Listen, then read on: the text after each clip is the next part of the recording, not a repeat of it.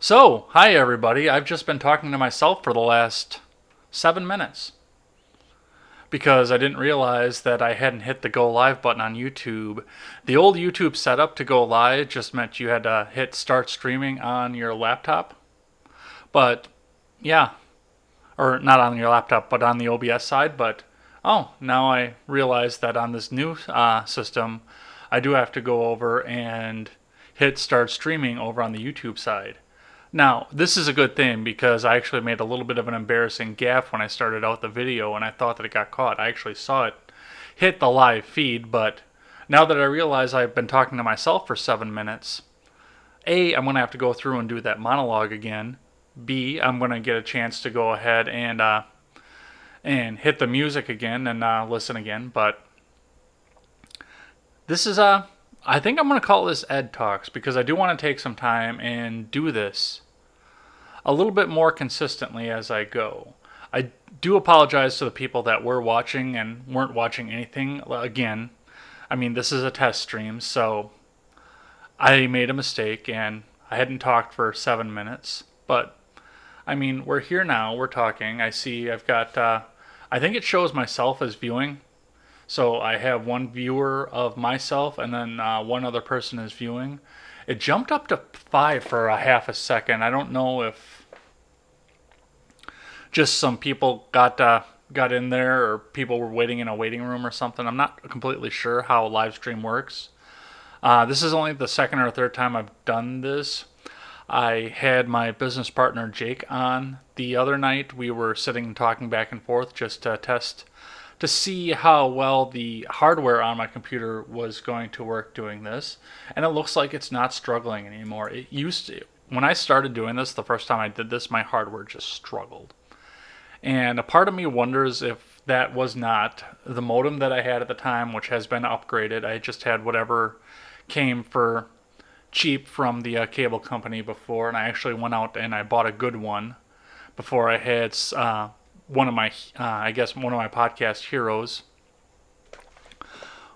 He was on my show, but he and I had had connection issues before when we'd had online chats and whatnot. So I went out and I got a new modem when I started doing the podcast, and I did a big cleanup in my computer. So perhaps at this point, everything is ready for live streaming. But I wonder if my phone is out there saying anything. My phone's sitting out in the kitchen charging. So if anybody has messaged me to say that I wasn't live at all, I am apologizing and I will reach out to you in a few minutes.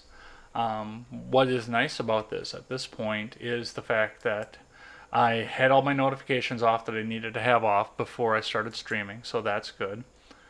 I'm going to send a message back out here. Looks like I got some Twitter notifications. Let me do something here.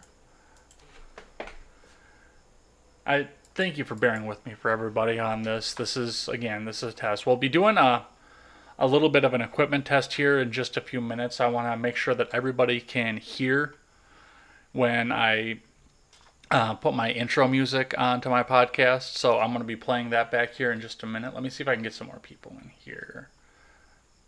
Correction. Going live now.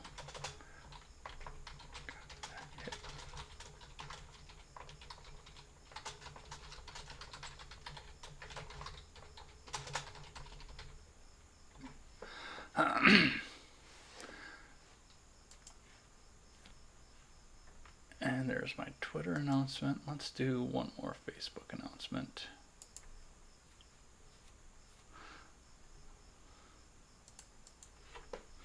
We'll do the same thing.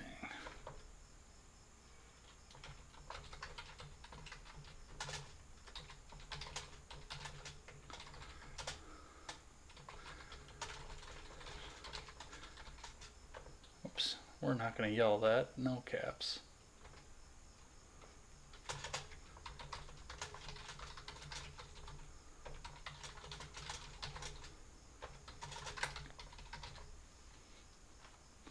All right, another announcement made here, and I've had some announcements go out on my phone. I'm not sure who's all watching, but we'll get back into the live stream and hope that I didn't take too much out of my out of this. Looks like I'm the only person that's watching myself right now, which is okay. This is an equipment test, but we'll see if we can get some more people coming up on here to listen in and see what we can do. If you're sitting here listening and you have access to the live chat, and I don't know how it works on your device because everybody's device is going to be different, go ahead and type something in the live chat just so I can see that you're there. That way, because my phone is over there a few feet, my tablet's back there a few feet, and I've got all the notifications turned off on everything else from my computer, so that's the only way that I'm going to be able to communicate back is the live stream. And I am going to want to take some time and ask if you can hear the music that's coming through when I decide to go and play it.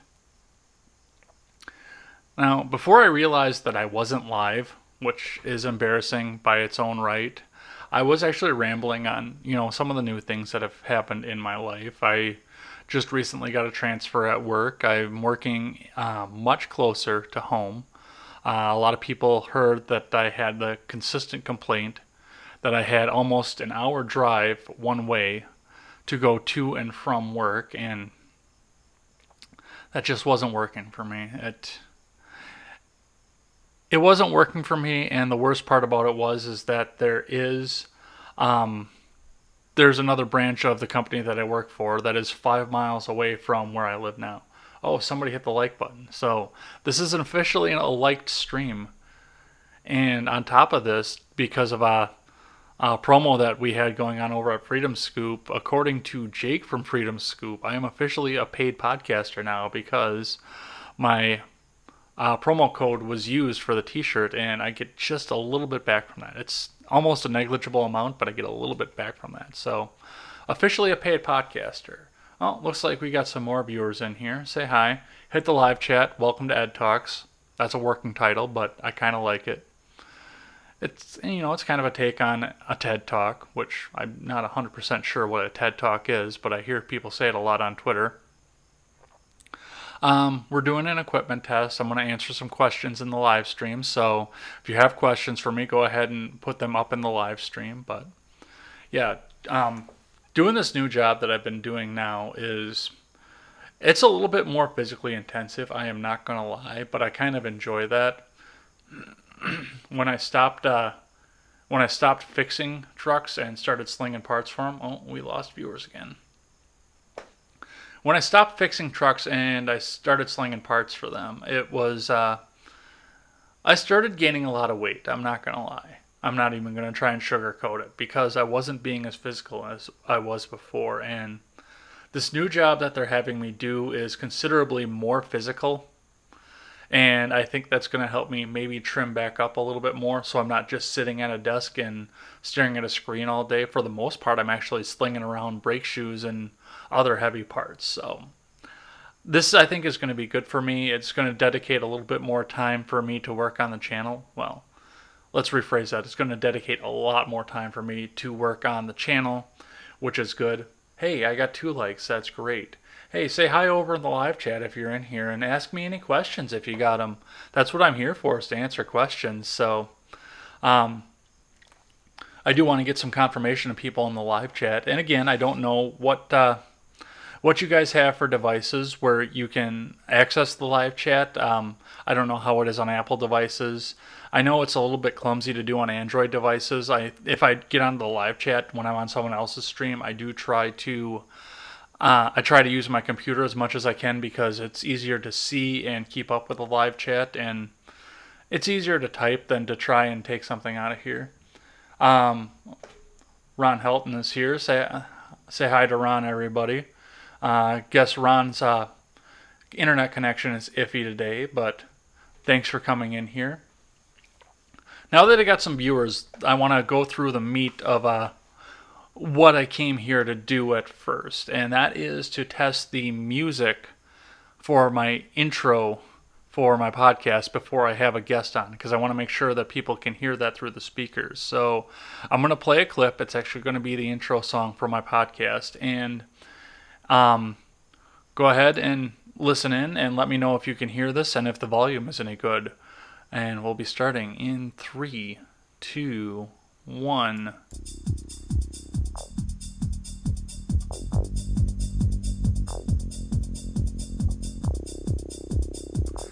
Maybe I should have put my headphones on before I did this.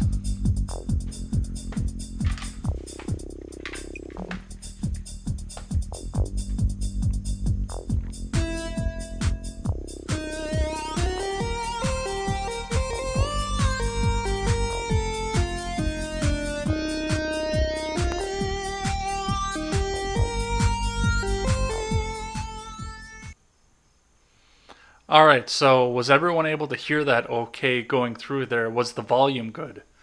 I can play with some things on my volume to try and make this work a little bit better. Try and make sure that we're not drowned out and I'm not blasting everyone's eardrums out when they first start the podcast, because even though I'm going to be live streaming my podcast from here on out, I am also going to be putting it back to the audio platform. Looks like Ron Helton is on a laptop here, which is good. Crisp sound, that's great. And I'm just using Windows programs to do it. That was just Windows Media Player. So the fact that it integrates and it works well out of this, that's exciting for me. I'm kind of happy about that. Where was I going with that? I had a point that I was going to with this. Oh, Ron Helton's on a laptop, but his internet connection is iffy. I think before you got in here, Ron, one of the things that I was going with and what I was talking about was the fact that I've tried to live stream before, but it bogged my system down completely, like to the point that I wasn't streaming anything to YouTube at all. They had a big red, and I was just choppy video, if I got any video at all, frozen frames, drop frames, all kinds of stuff that was going to YouTube. But I've changed my modem since then, and I have an incredible internet connection now, and I'm doing this on Wi-Fi too. I thought about going and getting a roll of Cat 5 to do this. I'm using a laptop myself. I want to build a better system to do this with, but I'm using a laptop myself. I did a big disk cleaning, and it looks like, and I'm watching my task manager on and off while I'm doing this here. My processor is a little bit up there. I mean, it's hitting 75% here and there, but I mean, it's not overburdening itself too far. And I've got some other things open here. I've got Twitter open. That's usually a pretty good size burden on the system. I'm looking at a couple comments. That's usually a little bit of a burden on the system there. But getting the new modem, I think, and doing the disk cleaning is what's going to make live streaming. Yeah, you're right, Ron Helton. Live streaming does take a lot of memory, but this laptop can handle it. And I was really surprised when it drew it down as much when I did it the first time. Simply because of the fact that, I mean, this is a 2016 model HP. It's not huge numbers. It's just a basic run-of-the-mill laptop. It's like, I think, 2.66 gig. Yeah, I'm pretty sure I'm running 8 gigs of memory as well. But yeah, I think it's like 2.56 or 2.66 gigs for a processor, and most anything that I want to look at and what I want to build right now is 3.6 or higher. Some of them are reaching up into the 4 gigs range. And, at that point, you've got a top-of-the-line system, but you would think that something is only a couple years old, even if it's just a run-of-the-mill commercial model, would still have the memory and the processor to live stream. And that was one of the other things, too, I noticed while I was doing it. It wasn't the memory that was dropping. It was just the processor that was binding up while I was doing that. And I don't know per se if it was, the processor was bad, or if it was just the processor was trying that hard to communicate with YouTube through a bad modem connection. I just had whatever piece of crap that Spectrum gives you when you sign up for the internet. And a few months ago, I went out and I bought a really good modem off of Amazon. So hopefully that fixes some of my connection issues. Looks like I've got 3 or 4 people viewing right now. I don't know if they count myself as a viewer or not, but it looks like I've got 3 or 4 people sitting here watching this stream. And some of the rest of you, go ahead and say hi if you can. If you can get to the live stream and the live chat while you're on your device. I know Ron said that, yeah, he is on his laptop, so the live stream is really easy. I could actually go back in there myself from over here and say hi to Ron. But I know on my tablet it's clumsy. On my phone it's clumsy. I've never tried to do it on an iPod. I've got one of those as well, so I don't know how it goes. I don't know if people, like I said in the beginning when I only had a viewer or two, my phone is over there, so I think I disappointed a few people. Excuse me, while I was talking about first getting on there, and I was 7 minutes late on this stream. I had hoped to be streaming already by 3:30, but I realized that you have to hit the go live now button on YouTube, as well as the start streaming button on OBS, the program that I use to communicate with YouTube. If anybody else out there has any questions while you're in there, I don't want this just to be a stream where I play a song by Stephen Ignoramus on here. I do want to answer some of your questions if you have any. So feel free to ask me any questions that you have over in the live chat. That's about the only way that I can communicate with anybody right now. I could open up Discord, I think, and nicely enough, everything will run on or with Discord on too. I don't know how anything will run with Google Hangouts. I'm going to test that before I have a guest on from Google Hangouts, but when I'm on Discord, it seems to run just fine. Oh, my headphones are over there. I actually heard myself. I guess I don't have the stream muted over there. So, oh yeah, I do. I wonder what it was that I heard. But I had my business partner from Freedom Scoop, Jake, on the first time, or not the first time, but one of the first times I streamed and kept going. When he and I got done doing the podcast, we just did a little test stream and we sat up for 20 minutes and talked about absolutely nothing. I joked throughout the entire stream that it was probably the world's worst live stream ever. But there were some people that were watching while we were doing that and while we were sitting there talking back and forth. So God bless the people that sat back and watched there. I think Wyatt Birkenhoff, who's been on my show before, actually commented in and he had watched it. It was just, we weren't sitting there to go and try and talk the news. We were releasing the podcast the next morning to do just that. We were just making sure that my computer was not going to bog down when I had Discord going and video call going and having this all upload to YouTube at the same time. It was lengthy, it was boring, it was dry. He spent most of the live stream looking at his phone and reading news stories on it, and we talked a little bit about the t-shirts that we're offering. I can't talk right now, and that's great because I'm on live stream. Let's have a drink and see if any of that does anything. And no, I did not go to Taco Bell right before this. That is just the cup that I'm reusing because it's there. It's got a straw in it. It's actually got Bang energy drink in there, and I will say their name on the air, but unless they actually pay me, their can will not appear on this stream.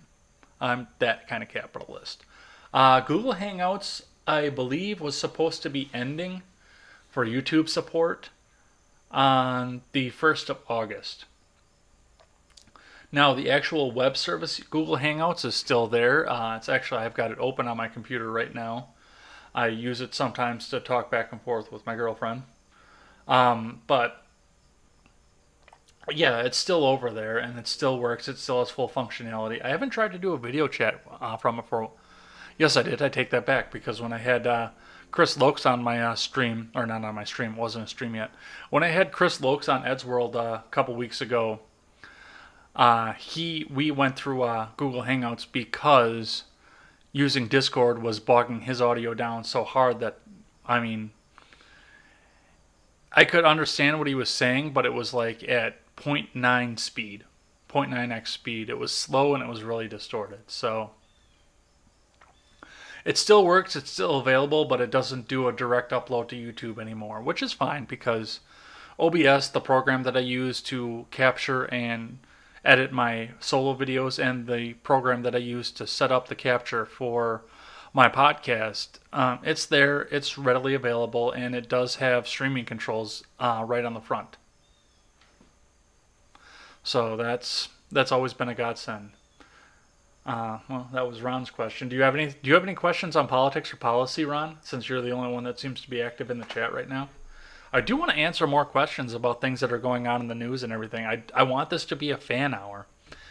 but I don't know if I'm going to make it through the whole hour if I've only got one person chatting up in the live chat. I know that we all should have been highly outraged over the story that we just saw. Well, I just did my solo video on about the fact that Senate Democrats sent a legitimate letter to the Supreme Court saying, dismiss this case or we will pack the court the next time we're in power. They legitimately sent the letter. It is linked in the description of the video that I just put out, and I highly recommend that you read it. That is your government at work. They do not have your best interests at heart anymore. All they care about is power and which party has the power at this point. And we should have all been more outraged about it, but none of us ever heard about it because the mainstream media buried the story so far that nobody could see it, hear it, or otherwise.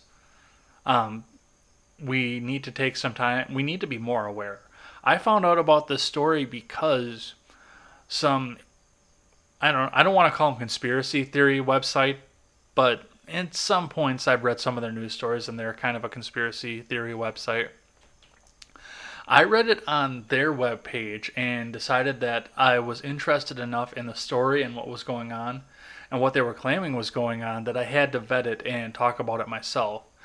And when I vetted it and I found some verified sources like CNBC, MSNBC, Fox, and a lot of other people talked about this, but it was backpage news. Nobody wanted to say anything about it.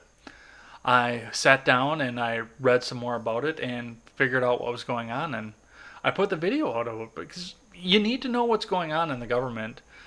They've been talking about changing the rules, packing the court, abolishing the electoral college, doing anything that they can to win and get back into power again by any means necessary. And sending a letter out to it was an admission to the fact that they're going to be doing that. I've got Tharshini RM. I am going to butcher that last name, so I'm not even going to try it, but I've got you in the live chat here. What should your first car be? Well, I was a mechanic for a while here. I should probably ask the question, and this is something that I think a lot of people overlook when they say first car because everyone says something reliable, safe, economical, whatnot. But what kind of terrain are you going to be driving over? Do you live out in the country where you might have to go onto a crushed rock road or something? Do you live mostly in the city where parking is going to be a consideration? Or you're going to have space that you're going to have to figure out? Do you live somewhere in between? Are you going long distances to places back and forth? Or are you just kind of doing short little drives around town? Because all of that factors in to the decision that you're going to make. Now, I started out on a pickup truck because I lived in town when I was growing up, but I spent enough time going between farms, being out on people's farms. I had a long enough commute that the four-wheel drive helped. BMW. They're good cars. If you're, I don't know if you're European or not. I know those are a good lower price car. Yeah. That's, if you're over in Europe, it's a good car. That's kind of a lower priced, lower end car. It's not like they are here. And here, if you're buying a BMW, even if it's 20 years old, you're still looking at almost 5 figures for it, for the most part. But, if you're over in Europe, they're a dime a dozen. They're the Pontiac of Europe over there. So that wouldn't be a bad idea if you're doing a lot of city. I would start with a 3 Series. It's going to be kind of mid-size, so you're kind of comfortable with it. But it's still going to be small enough where you can go and park and not have to worry about anything like that. If that's what you want to do and you've got the money to do it, then do it. But just keep in mind, if you're in the American market, your parts are going to be super expensive for it right off the bat. You can find some aftermarket stuff for the most part. I've seen clutches go for 3, 4, 5 times what they go for on an American car. Sometimes your brakes are big time money, so that's something you've got to weigh into as well. What your maintenance is going to be. Ron Helton's idea to do a good used Honda, especially in the city, would probably be a good thing. You can buy a set of brake rotors. You can buy both rotors for the front end of a Honda Civic for like $20 or some ridiculously low amount. And that's always a good thing. I try to stick American myself. I'm not big on owning foreign cars, even though I've looked at a BMW myself out of late just because it's getting so hard to find an American car with a manual transmission anymore, and I can go and find a nice 3 Series that's got a manual transmission in it right and ready to go. It's still got relatively low miles, and there's still a lot of power and a lot of life left in the thing. But on the other side of that, I mean, people think that they've got gold if they've got a BMW. People think that their 2004 3 Series is worth $25,000 with 250,000 miles on it. And it's not. Plain and simple, it's not. And that's where I was going to, too, when I asked Darshini what market he or she was in. Is, I mean, around here, if you're going to try and find one of those in Wisconsin, you're going to find one that's got 250,000 miles on it that somebody still thinks is worth 15 grand. It's really not price pointed out at that point. If you've got 250,000 miles on any gasoline engine, you're looking at low fours, $1,500 maybe. You used YouTube to do that, yeah. I used that to deal with a stuck rotor that I had on my pickup truck not that long ago, and it wasn't bad. Oh, looks like my neighbors are home.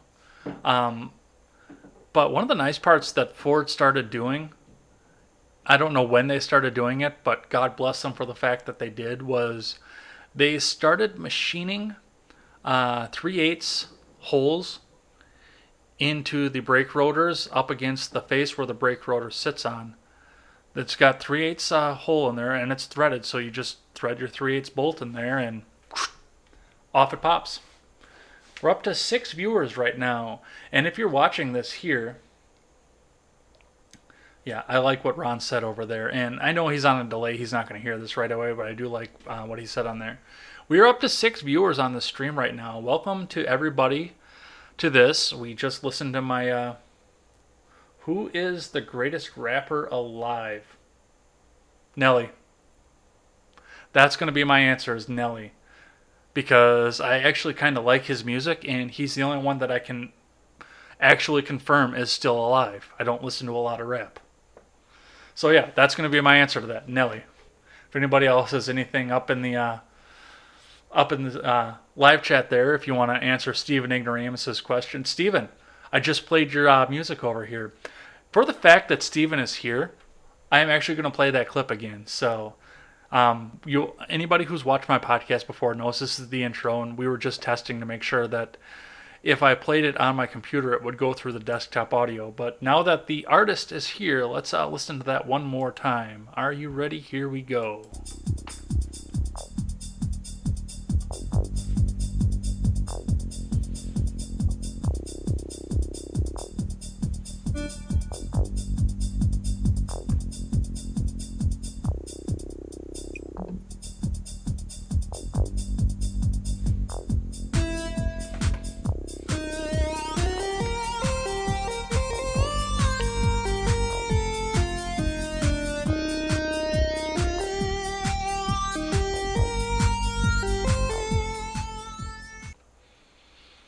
Stephen Ignoramus, everybody. I bet you never thought for a second, Stephen, that you just playing around with your guitar would be something that was going to start somebody else's podcast one day. But, man, I am glad that you put that clip out. It looked like I buffered there for a second here. Maybe I overdid it on my processor. I can look here in a second. But how's everything looking out there? How's everything sounding? Any static or anything? Looks like my processor is good. We were just talking about first cars here. One of the people in the live chat was thinking about a BMW, but I'm not sure what kind of market that person is in, and I can't even gender the person because Darshini, I don't know if that's a guy name or a girl name, and I apologize for that. But the person was looking into a BMW, and a lot of us are saying Honda because of the relative inexpense of some of the parts versus, especially if you're over in America, the relative expense of the parts. Again, if you're over closer to Germany, it's probably not as bad. What artistry? You know what artistry.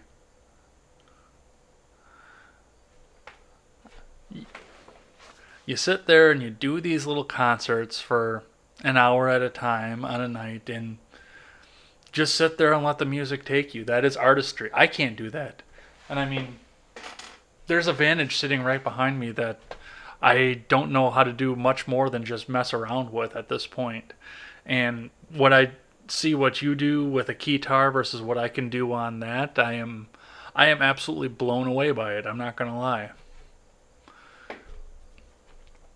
We're on 5 concurrent viewers now. Does anybody else have any questions out there? And thanks for those of you who have put your questions out there. That's, I don't want to just sit and play a song for a while and say, can you hear this? Does it sound okay? Can you hear this? Does it sound okay?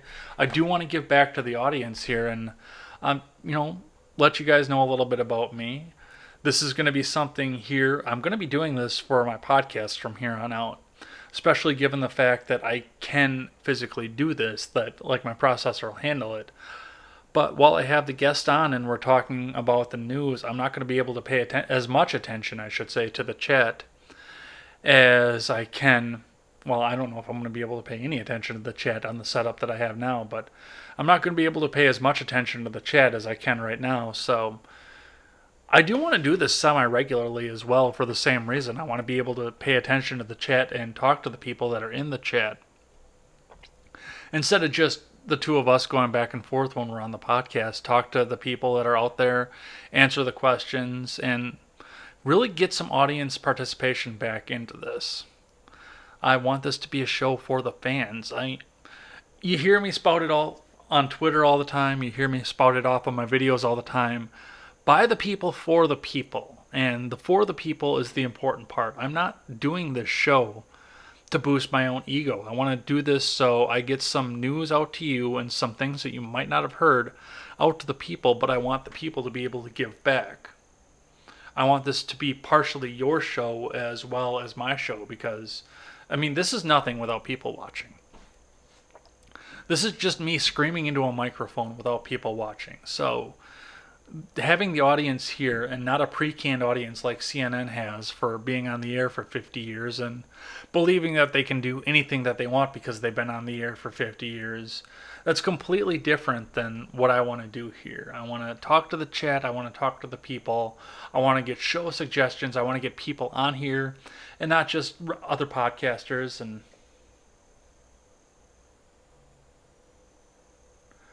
buy used. You have $8,000 to spend on a car. You need something that can fit speakers, audio, gear. Buy used. Ban assault roads. I love that. $8,000 to spend on a car. You could actually probably get a pretty decent size like Tahoe or a Expedition or something. You can get speakers and gear into.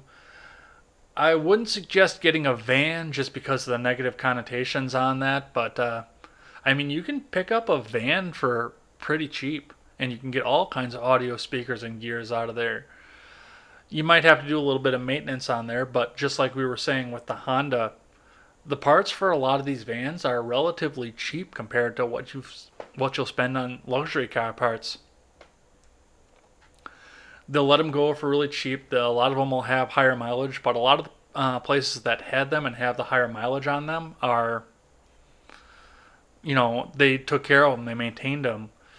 All of the vans that go through the dealership that I work at have been pristinely maintained at every aspect possible. Now I understand the fact that it's at a dealership, so that would be what I would do. You know what I would do? Actually, instead of getting a full-size van, I don't know what size gear that you need to take. Go over to your local Ford dealer and ask them when they're going to be getting a new Transit Connect for their parts delivery. That's what I would do. It's got the same engine as a Fusion. It's small. It's got that same size as a Fusion, but it's got that full cargo area in the back. And again, it's been right at the Ford dealer, so every recall has been done, every oil change has been done. Yeah, it might have got pushed around a little bit, maybe pushed past its capacity a little bit, but all the maintenance has been done. That's what I would do with it. And again, it'll have some higher mileage on it, but because of the higher mileage, you can usually get it for pretty cheap at that point. That's what I would do. That'll be the advice for the day. If you need to haul a lot of gear and you have a limited budget you can spend on, go out to the Ford dealer and buy a Transit Connect. Buy the one that they used to use for their parts runs. That is some knowledge right there. I just dropped some knowledge on all of you there. I hope that helps you out there. But no, you should never rent to own. You should never rent to own anything, because if the contract goes out, or if 1 week or 1 month or whatever your term is, something comes up, an emergency comes up, you can usually work with your creditor and get something worked on there. Maybe you miss a month or you make it up somewhere, but they're not going to just sit there and pull you right there. And you've got some equity in there. If you're renting to own and you break a payment somewhere, they'll yank the contract out of you right then and there, and you'll have no equity into it. Generally, for rent to own, you don't have any equity in anything until it's completely all paid off. No, not the Transit. That's huge, and that's going to be big money and big and bulky. I mean, yes, you're going to be able to put a lot of stuff in it, but it's going to be huge. I'm talking that Transit Connect, because I know where Steven lives, and it'd be advantageous for him to get good fuel economy and still be able to park here and there. That's why I said the Connect, the little guy. And yeah, a lot of people use them in their businesses as well. I don't work at the Ford dealer. I work at a dealer for a different make, and I'm not going to say that out loud. But I mean, we use the big Transits, but we've also talked about a Transit Connect because they're fuel efficient. You can put a lot of stuff in them still, and it's not as bad as trying to get a 45-foot van in and out of places. I got some good views on this stream. I was pretty impressed by that for being a Saturday afternoon too. To have as many people watching this as are watching this, I'm pretty impressed by. I don't know what it's like where everyone else is. I don't know. I think I had somebody from internationally, I should say, in this chat here before. But yeah, smaller version of the Transit.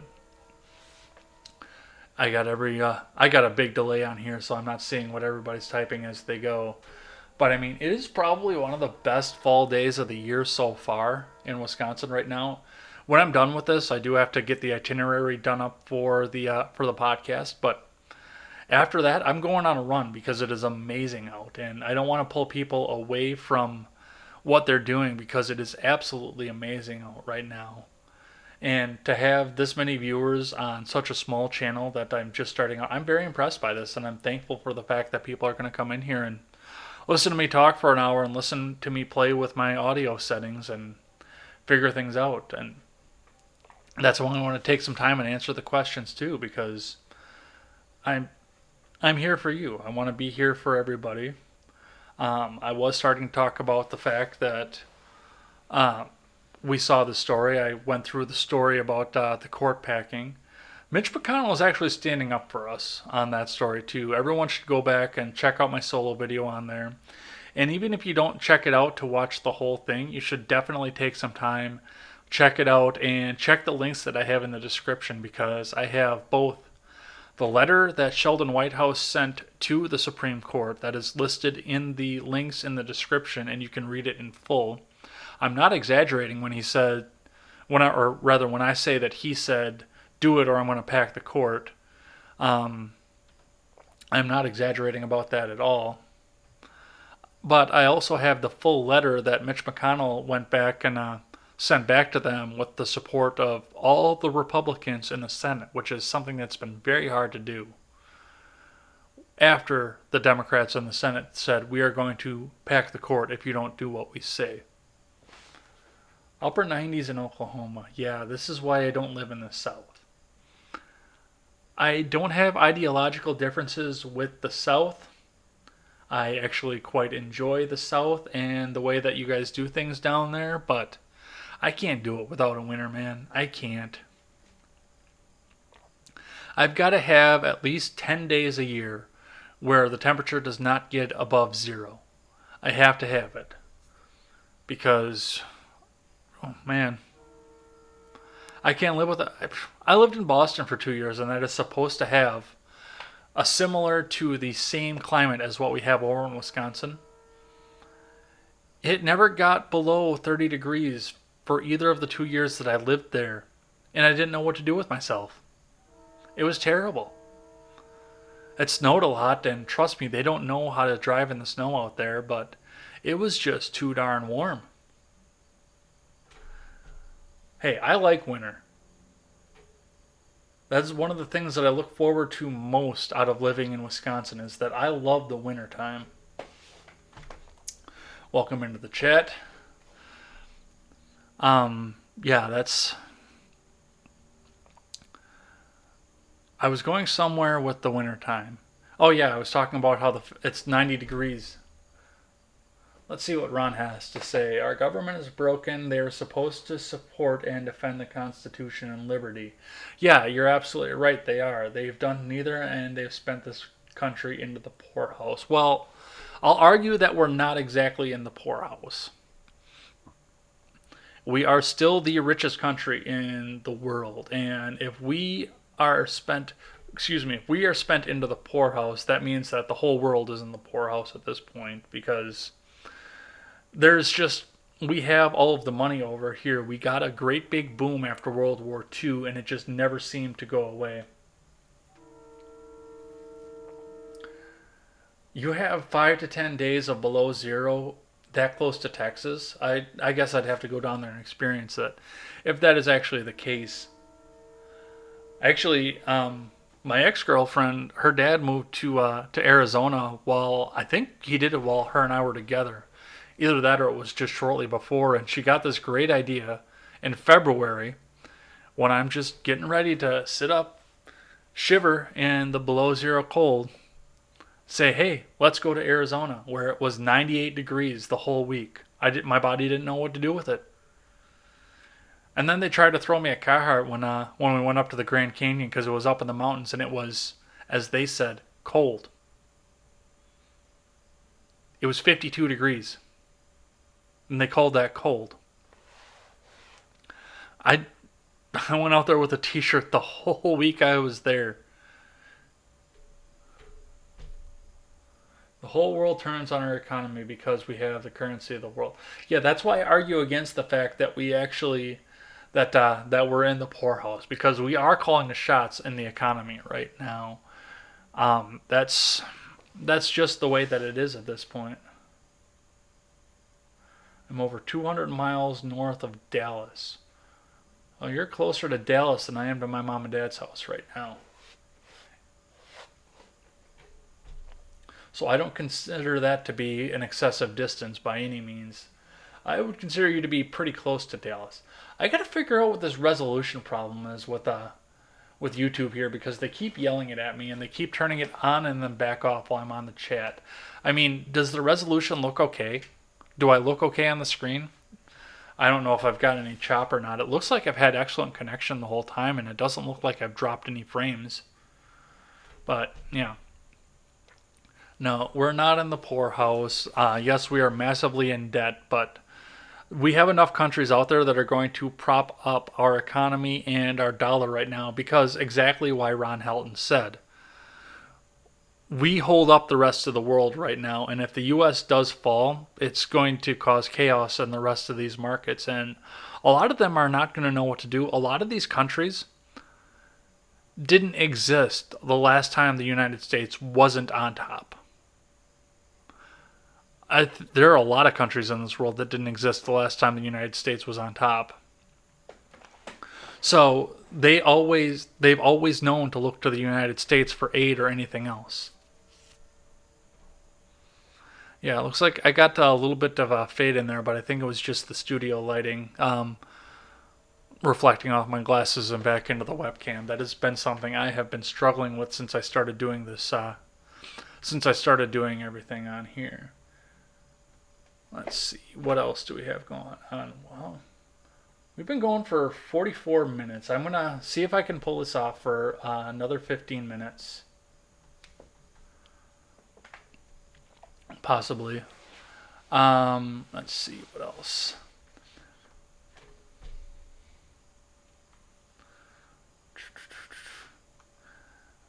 Yeah, no, I do think you're right, though. Absolutely, the government is supposed to support and defend the Constitution, and yet everybody seems to be seeking more power. I've read some of the founding documents, and I've read some of the documents from the 1800s, and some of the government laws that have been passed from it. Why does the federal government have this much power? The Constitution stated that the federal government was only supposed to have enough power to regulate interstate commerce. So, if a business wanted to open up a plant in Wisconsin and another one in Illinois, the federal government would step in and regulate the commerce that went between the two. And that was all that they were ever supposed to do. I don't know how we got to this point. I don't know. Well, I know how we got to this point. We had a lot of emergencies out there in which a lot of people said, well, give more power to the federal government and we'll take care of this for you. And the states and the state houses kept ceding that power back to the federal government to a point where state lines are getting to be arbitrary at this point. And that is the one thing that I don't like, is the fact that state lines are getting to be arbitrary, because that leads us into the federal government, in which if one state passes a law that you don't like and you live in that state, you can't go out to another state to get away from that law, to live in another state, in another culture that more closely aligns with your values. And that was the premise of the American experiment. That was the reason. That's the reason we have states, is so that if something doesn't fit your needs or your whatever it is that you need while you're out there, you can go ahead and move to another state that closer fits your needs.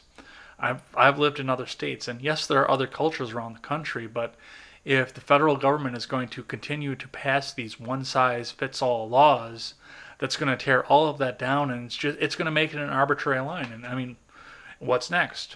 If it's just arbitrary lines, why do we even have an electoral college at that point?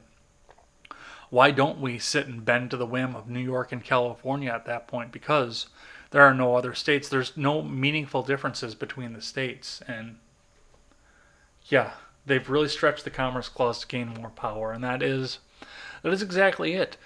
The interstate system was a big stretch of the Commerce Clause, and it was done mainly to gain more power. I wonder how long I'm actually been live for versus what's actually on the clock. I screwed up when I started out this video, and I was I didn't hit the go live on the YouTube side. Rather, I hit go live on OBS's side, but I didn't do it on the YouTube side. And I was actually rambling to myself for 7 minutes because nobody could see me, and I thought that everybody could. But I know that the clock is off just a little bit between the two of us here. According to OBS, I've been going for 55 minutes, which is exactly right, because I started at exactly 3:30 on the nose. According to the ticker that's over on the live stream over on YouTube, I have been going for 48 minutes and 12 seconds, but I mean, 56 and, well, yeah, I guess that is getting close to in there. So yeah, that's actually pretty close to accurate over there. So yeah, I'll probably go for another 10 minutes or so. There are some things that we are going to talk about when I go onto the podcast tomorrow. Make sure, like I said in the beginning of the video, you tune into the podcast tomorrow. It'll be live. I'm not going to be able to sit and read comments while I'm doing the podcast like I've been able to do today. So bear with me. Some of your comments might get read on the air. Some of them might. And I do want to take some time and give back to the fans and read some of the comments on the air. But given the fact that I do an hour and a half show that's mostly content driven, that doesn't always happen. Yeah, the interstate system was done with the excuse of national security, quicker to move troops where they could potentially be needed in case of an attack. Yeah, there have been a lot of government overreaches that have been done in the name of national security. The Patriot Act runs straight to mind, and the erosion of the Fourth Amendment. That was done in the name of national security. A lot of the overreaches that we're seeing now are done in the name of national security. And it comes from both sides. I mean, the neocons were the worst at the government overreach in the name of national security, and they are horrible at it. And, you know, Bush, I know a lot of people that really like George Bush, and I'm related to some of them, scarily enough. But that was an authoritarian regime of a presidency that could not get over soon enough. I don't care what letter was after his name. That was nothing but authoritarianism for 4 years that was masked in the guise of September 11th. And I'm not one of these people that thinks that Bush planned 9/11. I think that it is a meritless conspiracy theory that has no backing in reality. But that doesn't mean that George Bush didn't look a gift horse in the mouth and take exactly what he was given and use it to the best of his advantage. Plain and simple. 9/11 saved the Bush presidency, and that's what made it a two-term presidency instead of just the one-term presidency that it needed to be. I mean, we got lucky, and the first Bush was a one-term presidency, but because of 9/11, the Bush presidency was stretched out to 2 terms. And a big part of that, and this is something that I could dedicate an entire podcast, an entire video to, is the fact that I look at the markers that were happening in my life and the lives of others around me and what was going on in the late 90s and the early 2000s, and the economy was crashing, but it crashed much later than it was supposed to because of 9/11. Because a lot of people went out and they signed up for the military, and we actually wound up being in a conflict at the time. So not only were they signed up from the military getting regular government pay, that was getting printed off at an alarming rate, but they were also getting that sweet combat pay, sending it home. People were buying houses again when they couldn't afford houses immediately before 9/11. They were going out and buying jewelry, both because they were getting that pay rolling in, and the fact that there was a government advertising scheme that said, go out and buy yourself some jewelry and a new car, otherwise the terrorists win. There was that kind of crap going on at the time, and the economy probably should have crashed in '03, given all the markers that I saw that were leading up to everything. It was the Clinton economy. It was starting to crash, and George W. Bush was in no position to handle it because he didn't have the skill and expertise to do so. But just getting that extra little bit of money that was rolling home from the combat and the troops pushed that out up until 2008 into the Obama years, where Obama can, yes, say it was the Bush economy, which, yes and no, it kind of was and it kind of wasn't, but it just pushed it off. It made people think that they could vote for Bush again, and it kept us over in that region for much longer than we had to be, and we're still over there. Figure that one out. Yeah, the economy was lousy before 9/11. I'm not sure how much of a delay we're getting in off of this, but I know that I'm getting close out to the end of what I had to say here. This has been a good stream. I want to thank everybody for sitting here and watching me ramble about things for a little bit, answering questions, some of which needed to be answered, some of which, well, they still needed to be answered because you are the fans. And I wanted this to be your hour, and I want to do this once again. I want to do this quite regularly and make sure that I get to answer a lot of the questions out here. I don't want to do fan mail. I don't think that's really impersonal to do fan mail. But I want to take some time, especially with winter coming up. We're all going to be huddled down. People aren't going to be traveling as much. People aren't going to be going out and enjoying this massively great day that we have sitting outside right now. But just take the time, answer the questions, talk to you guys. Thank you again for supporting this show and supporting this channel as much as you have. 18 years in Afghanistan and no end in sight. Yeah, that's exactly it. This is going to become a regular thing. I want to do more of this. I want to read more comment section, and I want to get more people involved. I don't want to do fan mail. I want to actually talk to you. Not exactly face to face, but as directly as we can with the, 2-minute delay between when I'm talking right now on YouTube. So look forward to more of this coming on. Make sure you tune into Ed's World tomorrow. As soon as I have a time that I can work with, I will let you know what time it is that I'm going to be on. It will be live streamed, and of course the audio version will hit the audio platforms right away on Tuesday morning. Thanks for watching, everybody, and remember, Never take the words of bloggers, podcasters, or journalists as gospel. Find all the facts and draw your own conclusions. Take care.